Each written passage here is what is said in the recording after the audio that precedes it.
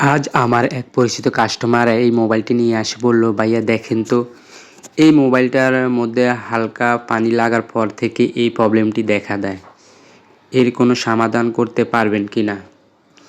আমি মোবাইলটি খুব যত্ন সহকারে আস্তে আস্তে খুলে দেখতেছি প্রবলেমটা কোত্থেকে হয়েছে। মূলত এখানে দুটি দিকেই প্রবলেম। এক, পানি ঢোকার কারণে এখানে চার্জিং পোর্টে যে কার্বন লেগে পোর্টটি ড্যামেজ হয়ে ব্রোকেন এল কেবল দেখায়। আর আরেকটি হলো এখানে যে মেইন ডিসপ্লে কানেক্টর ওখানেও পানি লেগে ড্যামেজ হয়ে গেছে।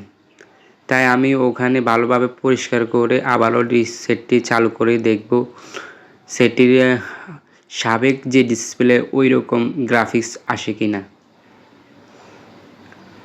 দেখুন সেই রকম গ্রাফিক্স চলে আসছে। তাহলে বুঝতে পারলাম এটা কার্বন থেকেই প্রবলেম।